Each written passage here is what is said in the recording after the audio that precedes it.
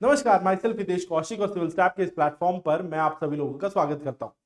आज के इस सेशन में हम जो टॉपिक डिस्कस करने जा रहे हैं वो है organization, societies and association form between 1885 to 1920। कुछ इंपॉर्टेंट एसोसिएशंस के ऊपर हमने आज के सवाल रखे हैं और वो देख लेते हैं एक बार।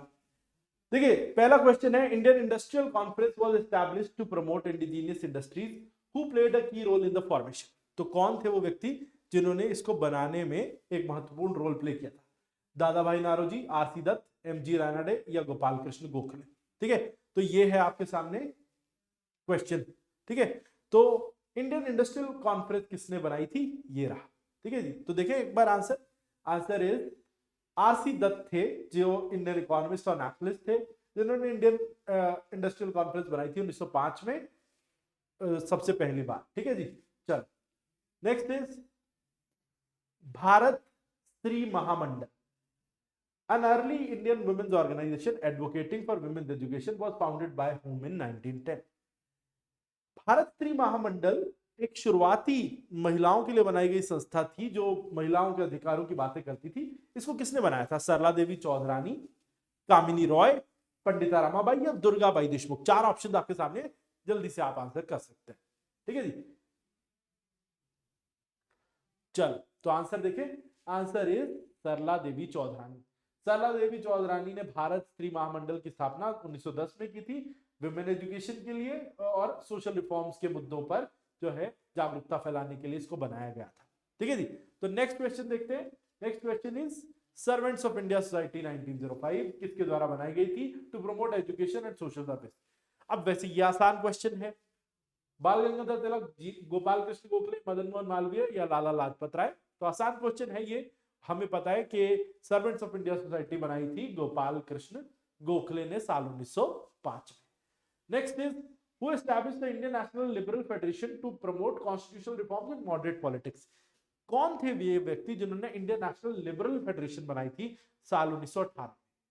टीबी सप्रू, दादा भाई नारोजी, सुरेंद्रनाथ बनर्जी या मोतीलाल नेहरू। ये रहे आपके पास चार ऑप्शन। ठीक है, तो देखें आंसर देख लेते हैं एक बार जल्दी से कि इसको बनाया था सुरेंद्रनाथ बनर्जी ने। एस एन बनर्जी उन्होंने बनाई थी इंडियन नेशनल लिबरल फेडरेशन 1918 में।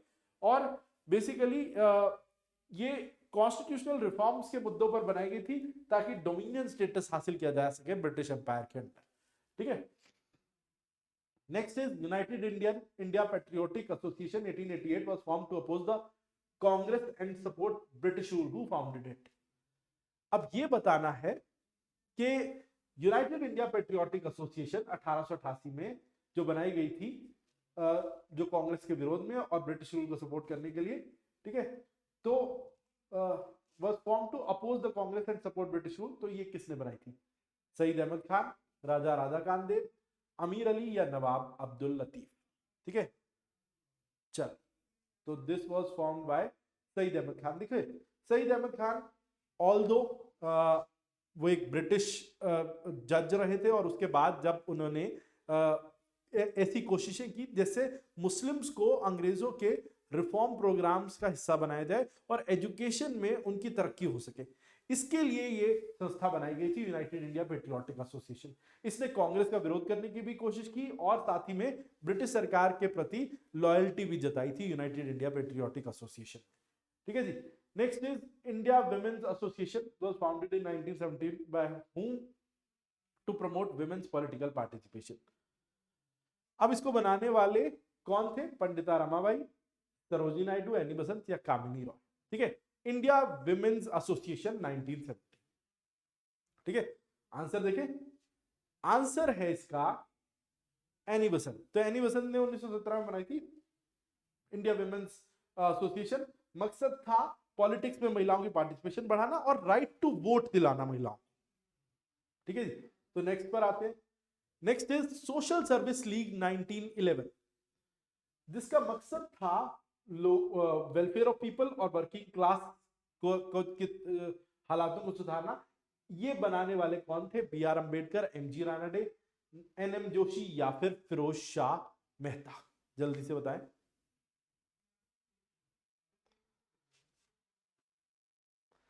तो देख लेते हैं आंसर इसका। Answer is NM Joshi, Narayan Malhar Joshi social reformer थे और सोशल सर्विस लीग 1911 में उन्होंने बनाई थी to address labour rights, living conditions को इंप्रूव करने के लिए वर्कर्स के लिए और एजुकेशन को ज्यादा से ज्यादा लोगों तक पहुंचाने। Next is depressed class mission 1906 was founded by whom to uplift Dalits and lower caste? Doctor B R Ambedkar, Jyotirao Phule, Narayana Guru या वी आर शिंदे। ठीक है, ये रहे आपके पास चार ऑप्शन। तो डिप्रेस्ड क्लास मिशन पूछा गया है यहाँ पे। ठीक है, चलो तो answer is V R Shinde. देखो बहुत सारे स्टूडेंट्स यहाँ पर डिप्रेस्ड क्लास एसोसिएशन सोच रहे होंगे। डिप्रेस्ड क्लास एसोसिएशन जरूर बनाया था बी आर अंबेडकर ने, but depressed class mission 1906 was established by V R Shinde, जो एक सोशल रिफॉर्मर थे और इन्होंने 1906 में दलित उत्थान के लिए इस मिशन की स्थापना की थी। ठीक है जी। Next is Sarda act, child marriage restraint act of 1929 was preceded by the efforts from which reformer during the 19th and early 20th century? देखो शारदा एक्ट के बारे में है सवाल। पंडिता रमाबाई, बलरामजी मलाबारी, राजा राममोहन रॉय या ईश्वरचंद्र विद्यासागर, किसके एफर्ट्स के द्वारा की वजह से ये एक्ट पास की गई थी? तो ये आपको बताना। Sharda act, child marriage restraint act 1929 भी कहते हैं इसे। ठीक है जी। तो आंसर देखें एक बार, आंसर इज बलरामजी मलाबारी। बलरामजी मलाबारी एक पारसी रिफॉर्मर थे और इन्होंने चाइल्ड मैरिज को बेसिकली उसके अगेंस्ट इन्होंने एक पूरा अभियान चलाया था। एज रिस्ट्रिक्शंस की भी इन्होंने वकालत की थी कि भाई एज रिस्ट्रिक्शन होनी चाहिए, इससे कम भी किसी को विवाह नहीं होना चाहिए। और यही थी Sharda act, child marriage restraint act of 1929, जिसमें बहुत बड़ा रोल प्ले किया था सोशल रिफॉर्मर बलरामजी मलाबारी ने। ठीक है जी। Next, which of the following was the main objectives of Servants of India Society founded by Gopal Krishna Gokhale? अब गोपाल कृष्ण गोखले, अब वैसे इनकी संस्था का मेन उद्देश्य क्या था? Promotion of Hindi as national language, social service and education for Indians, establishment of self governing India या फिर revival of Vedic tradition. Servants of India society का मकसद देखें तो answer is social service and education for India या Indians, ये basically मकसद था इस संस्था का। ठीक है। Next is which of the following society was founded by justice MG. Ranade in 1887 to promote social reforms including widow remarriage?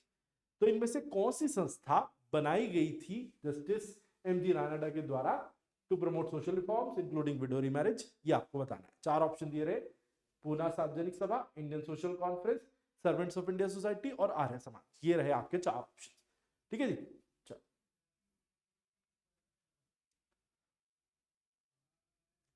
तो आंसर है इंडियन सोशल कॉन्फ्रेंस 1887 में बनाई गई थी और एम.जी. रानाडे जो है बेसिकली के द्वारा ये बनाई गई, जैसा सवाल में पूछा गया। ठीक है, तो इंडियन सोशल कॉन्फ्रेंस थी जिसका मकसद था सोशल रिफॉर्म्स लाना और विडो रीमैरिज जो है उसको, उसके लिए कानून बनाना या उसको जो बढ़ावा देना। ठीक है। Last question for the day. Deccan Education Society 1884 played a major role in the development of modern education in India. Who among the following was not associated with the formation? इसमें से कौन डेक्कन एजुकेशन सोसाइटी से नहीं जुड़े थे?